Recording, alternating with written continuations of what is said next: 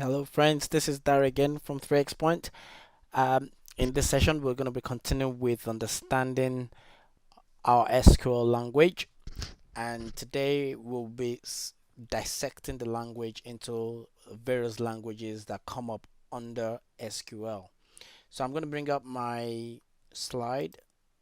I have the slide that I just prepared. So we will be focusing on SQL language today, and as we already know, SQL is the structured query language, and it is the language that the database understands. That's how you can relate with the database to either retrieve data or to either put data in it, to store data. You have to speak SQL to it. So now we need to understand the different types of languages that come under SQL. And these are what we know as DDL. Let's go to the next sheet right there in the slide. So we have DDL, we have DML, we have DCL, and we have TCL. Okay, I my focus really is going to be these three.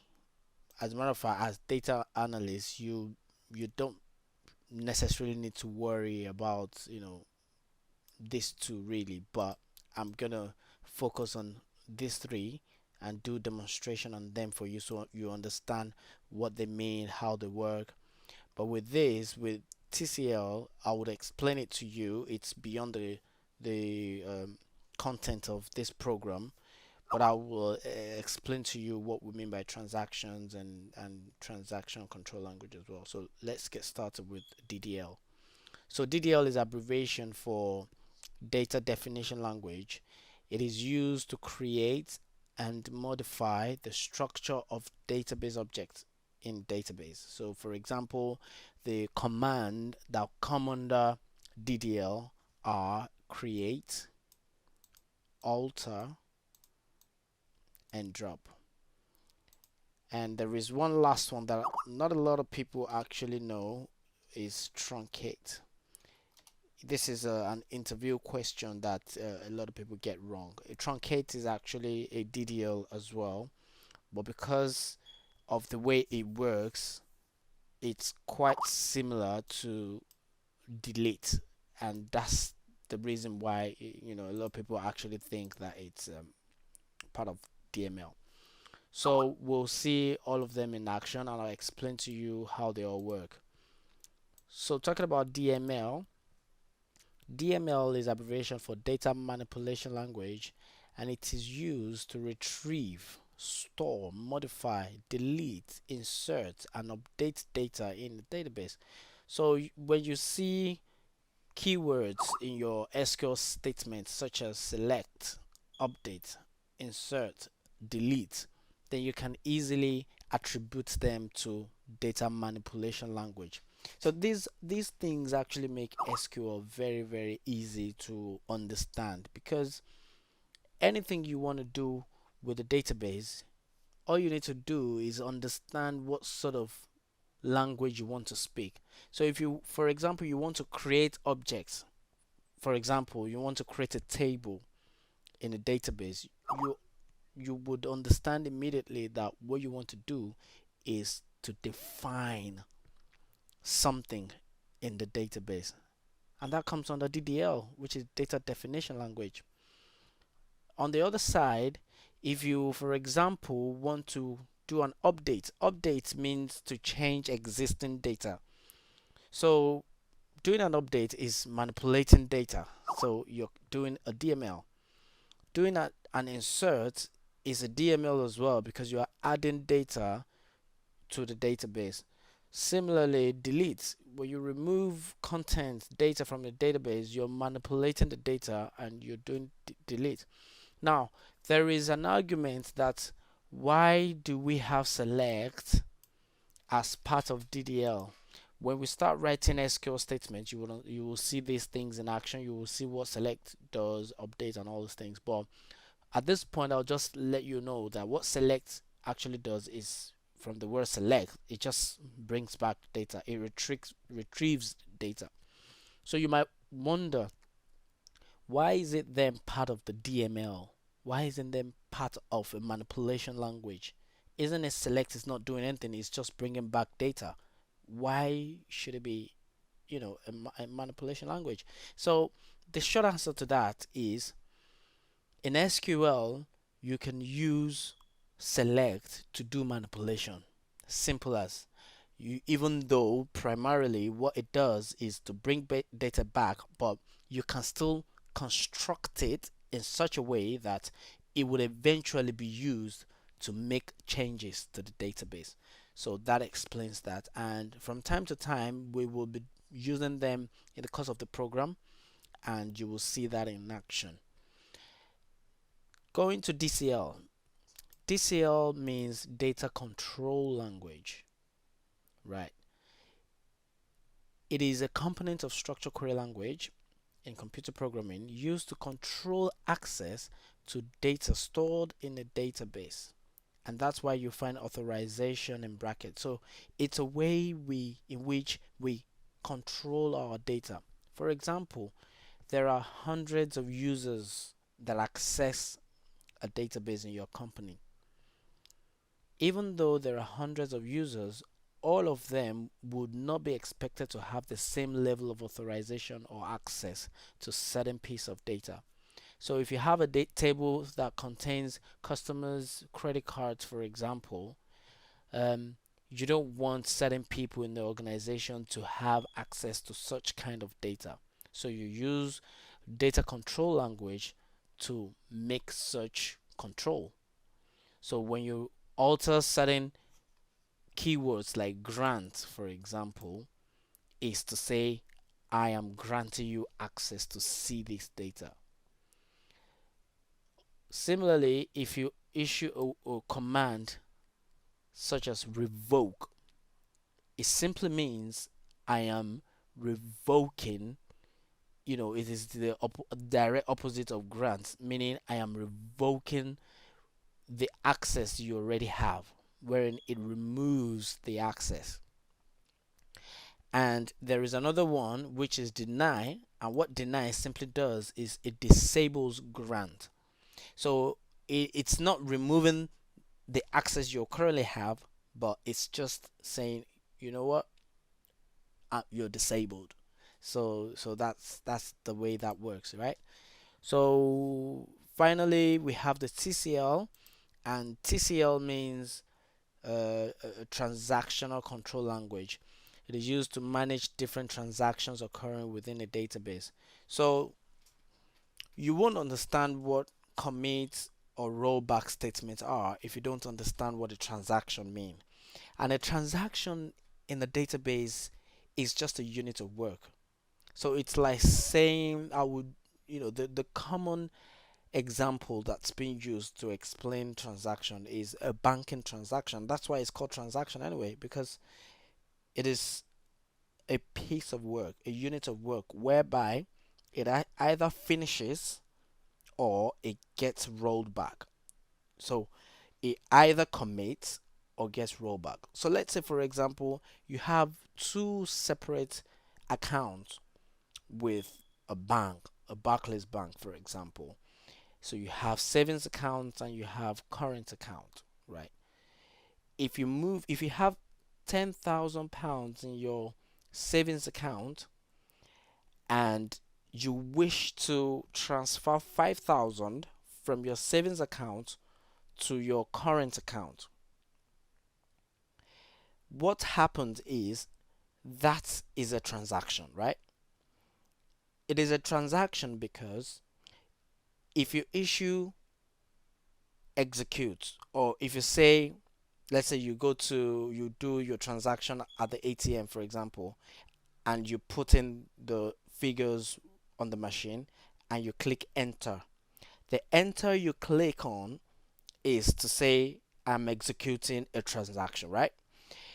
If you execute a transaction like that and you remove £5,000 from savings, you would expect to have 5,000 in your current account and have 5,000 left in your savings account. And that's when a transaction commits. that's when it completes. So the transaction has moved some money from your savings into your current. Now let's think about this for a moment. If after you clicked on execute, something happens to the machine and it gets stuck in the middle. So 5,000 has been taken away from your savings account, but it never got to your current account. What would you think would happen? You would have a database that has an inconsistent data because the money actually is still with the bank. So you who owns the account, you don't have the money with you anymore. You don't have the £5,000 with you anymore. All you've done is you've removed £5,000. You intended to send it to your current account, but it never got there. So if you check your balance on both ends, you have £5,000 left in your savings and you have nothing in your current. So now that is something to be concerned about, right? It's something to be worried about. And that's why transaction is a unit of work that either commits or roll back.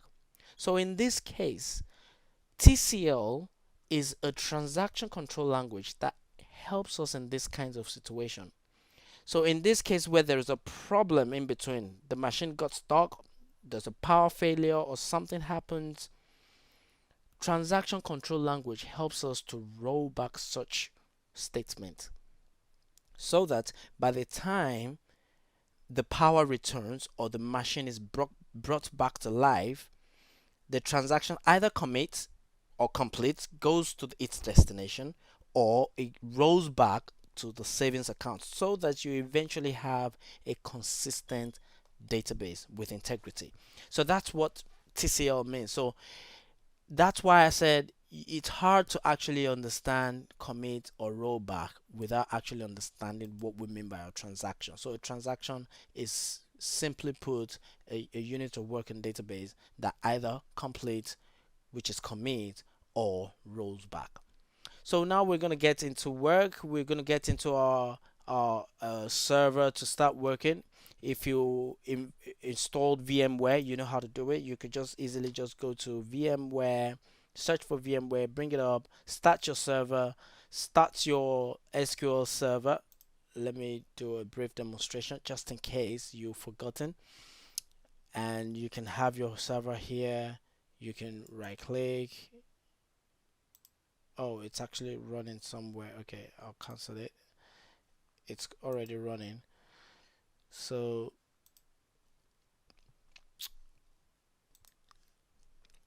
and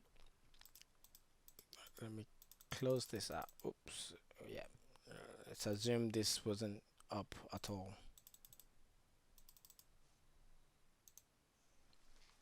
So you can come to the Windows icon here, click on the down arrow and look for SQL Server Management Studio. If you don't want to do that, you can come to the search here and just type SSMS and you can right click and first of all pin to taskbar. I already pinned to taskbar, that's why you're seeing on pin. So the reason for that is so that you can have it here and you can easily just click on it right here. So once anytime you log in, you won't have to come through the start menu anymore. So you'd have had it here, so you just click on that and then your SQL server comes up. So that's that. So I already have mine up, so we're going to start with DDL. Okay, so I have some queries written here and I just want to walk you through the syntax for DDL. And we'll start with we'll create first. We'll use drop as well. We'll do some alter and some truncate. So to create a database, the syntax is simple. It's just create database and you specify the database you want to create and you're done. And that's what we have here. So create database, DDL database. So we have another session that has actually gone a little bit deeper into this create database syntax that shows the files that get created. So keep watching. You'll find that video ahead somewhere. So if I hit this query now, so I have a database created, and if I refresh this, so you can see I have DDL database, and right now there are no tables in here. So now we need to start putting tables in it. So there is another session that goes deeper into how to create tables, using graphical user interface and syntax. But in this session, the whole idea is to teach you about DDL and DML. So we're still going to go into each of these um, table creation and a lot of things with SQL. But for now, just understand how to create tables, right? So the syntax is simple. It's just create table, and then you specify the table name that you want to create. Okay. Then you open a parenthesis and you close the parenthesis. Now, anytime you see this semicolon in SQL Server, semicolon is just a way to say this is the end of my command, right? So it is not necessary all the time. So if I don't put it, it will still work, right? But in some other RDBMS solutions like Oracle, it is mandatory that you put a semicolon to terminate your SQL statement. So after you've opened and closed the parentheses, then inside it, you will specify the columns that you want to create. So let me bring up an example of a table that already has data so you understand what we're talking about here. So let's say this customer table. So you can see it has a number of columns. So these are the columns there: customer key, geographic key, customer alternate, title, first name, middle name, last name, and all this. These are the columns. So if I wanted to create this table, I will put these columns inside the parentheses. So that is exactly what's going on here. So you can see, I mean, SQL, when you see that first, it might look overwhelming, but once you understand what these things are doing, they're very easy. So you specify the first column and you give it the data type. You've already watched the data type video, so you understand what I'm talking about. So if your data type is the one that requires to put some size in it, then you put the size, and that's it. You're done, right? So we're going to do that in an example. So if we said create table and then we say person, this DBO here means schema. So we also have another video that explains in detail what schemas are. So for now, just ignore it. As a matter of fact, I'll just leave this, remove that. So think of it like it doesn't exist for now. So create table person. That's it. So all these things in blue, these are the keywords. The ones in black are the ones that you as the user specifies. So it could be anything. It could be anything. So create table person and open and close bracket, just from the syntax I showed you up there. Then you start specifying your columns. So the first column I intend to specify here is the person ID, followed by a data type which is int. Int does not take size parameter, so there's no need to open and close the open and close parentheses. And you can now tell it if you want it to be nullable or not. So what that means is if I want this column to always have a value, I don't want a situation whereby somebody puts data in this table and person ID does not have a value for each row. Then I would say not null. So you can see not null is also a keyword. That's why it's not in black. If you look closely, it's actually gray. So all known keywords in the SQL Server come in other colors apart from black. So I mean, there are other keywords that come in pink. Like for example, if I were to say get date, for example, it comes in pink. So that's to tell you. So anything that's keyword, just know it comes in every other color apart from black, because black is reserved to say you, the user, are the one determining what it will be. So in this case, if I want to create it, if I want to name it anything, if I want to name it market, these are things that I am specifying myself. So that's why it's black. So you understand this, you understand not null, and alternatively, if I wanted to be flexible and say, okay, this column can actually take null values, then I would say null. But in this case, I want it to be not null. Right, so for example, if you look at this, you can see this column has some values inside that are not null. So what not null means is, it means at the moment I don't know the value that should be here. So rather than putting 0 or just blank or anything like that, it's better off to just put null, to say later on there may be value at some point later, but for now there is no value. That's just what that means. And on that same column, let's see if it actually has some with value. Yes, so you can see this has a value here. So imagine if this table was created with not null, this wouldn't be possible in this table. Every column, every row rather, would have a value, and that's what not null does. So not null is a constraint. We will go deep into constraints in a video to come, in other sessions coming ahead. So hang on to your hat. You would understand all these things in full blown detail. All right, so moving on. So you do the same thing for all these.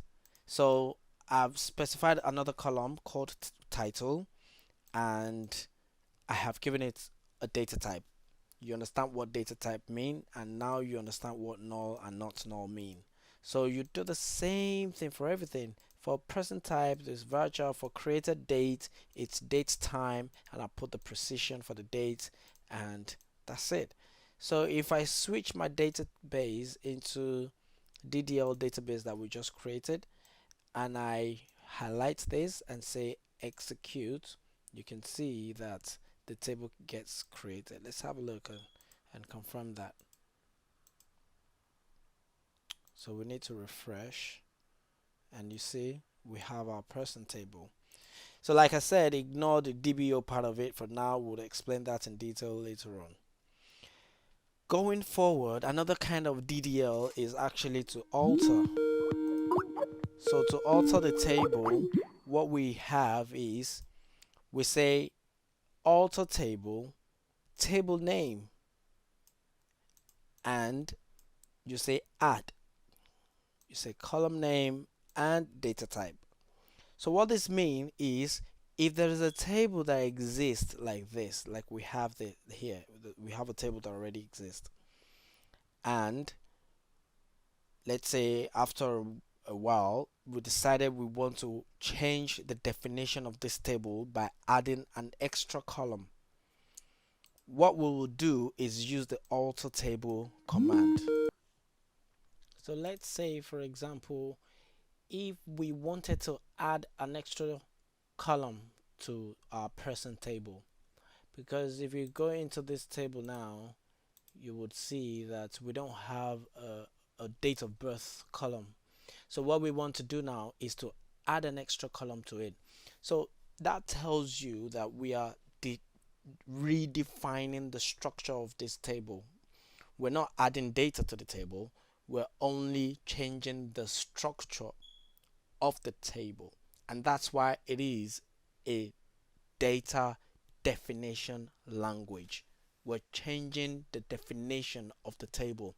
So, and don't forget, create is a data definition language, alter is a data definition language. So to do that, it's simple. Remember, SQL is a declarative language. You just tell it what you want to do, and you don't bother how it does it. It just go to do it for you. It's simple. It's just like you're speaking English. And that's why initially the language was actually called I think it was called something like English query language or something like that before it was eventually changed. And but you see, all you need to do is just say alter what you want to alter table. That's because there are so many things within the database that you can alter.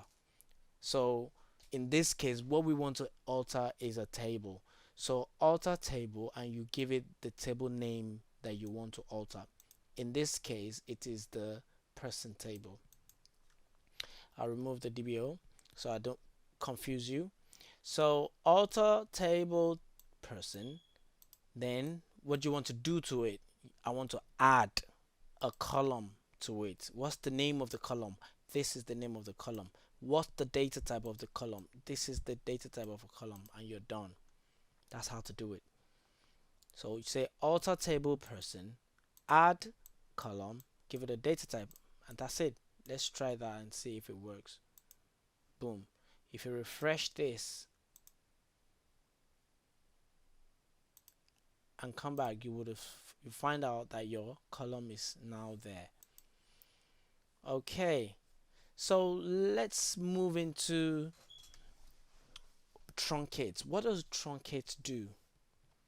Truncate is one of the fastest ways to delete everything that is on the table. We're not deleting the table, but the data in the table. And it is different from delete in a number of ways, because we're going to come across delete very soon, because delete is a DML, it's a data manipulation language. So for truncate, which is a DDL, one of the ways it differs from delete is number one, without a filter you can remove, let me use the word remove, all the data in the database. So let's say I have 100,000 rows in a table like this. We here in this case we have because we selected top 1,000, let's select everything. So we have 18,484 rows. If I wanted to delete everything on this table, right, without having to go one by one or say one, all I need to do is just do a truncate, and I'll show you that now. So let me actually demonstrate truncating this table we're looking at. I'll remove this. So this is the name of the table. Let me remove all of this so you don't get confused, and switch into the database. So this is the database, AdventureWorks database. So ignore that part. You shouldn't be bothered about what I've just written. Okay, so just focus more on this truncate table and table name. That's what we want to do. So truncate, what do we want to truncate? Table, and then give the name of the table that you want to truncate. Actually, I need to specify the schema. I don't want you to worry about the schema because there's another video that explains that. So okay, okay, no, it doesn't require the schema, so it's fine, we're fine. So this will work. So how many rows do we have? 18,000 rows, right? Okay, so if I execute this, okay, we have a little problem here because it has some other dependencies, so it's not able to truncate that. Okay, let's try another table. Okay, let's actually use our own table, since the only reason I wanted to use that table before was because it has a lot of rows, which is 18,000 plus. But let's just go back to the table we've been working on. So we have our person table, so let's put some data in it. Let's put some data in our person table.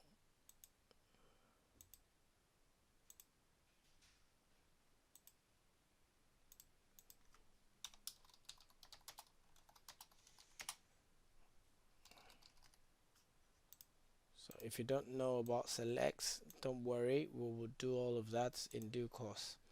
So now we have all these rows in this table. So imagine if we had 18,000 rows like we had in the other table, and we just wanted to remove everything at once.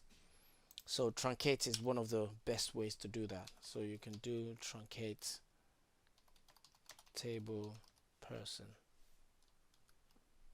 and if I do okay, then we'll have command completed successfully.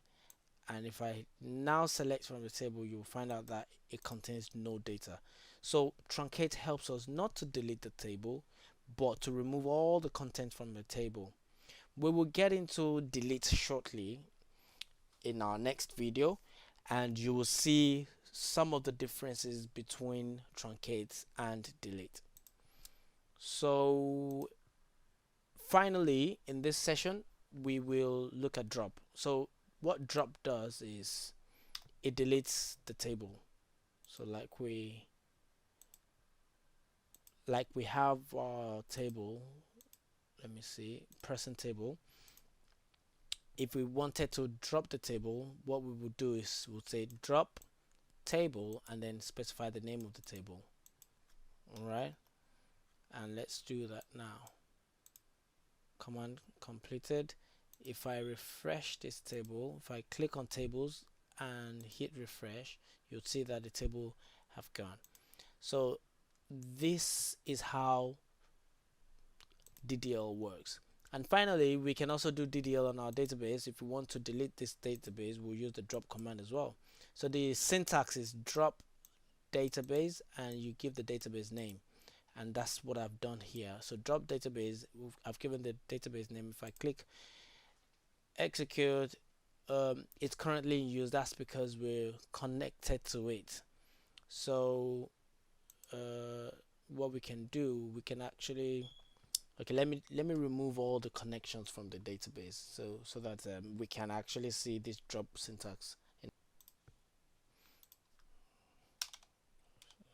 Let's remove all the connections from the database. So you don't have to worry about all this you're looking at. This is just a way to kill all the connections from this database. So the connections are killed. Now we can drop the database. So if I said drop database, DDL database, and hit execute, you can see now that it's done. And if I click on databases and click on refresh, you can see that our DDL database is gone completely. So this is all about DDL. There is nothing more you need to know about DDL, to be honest. After this, understanding this, all that requires of you now is to know how to apply it in different cases, different scenarios you may ever find yourself to deal with it. So thank you very much for watching and listening to me on this session. I'll see you in the next session. Speak to you in the next session about DDL, and we will continue our learning with SQL.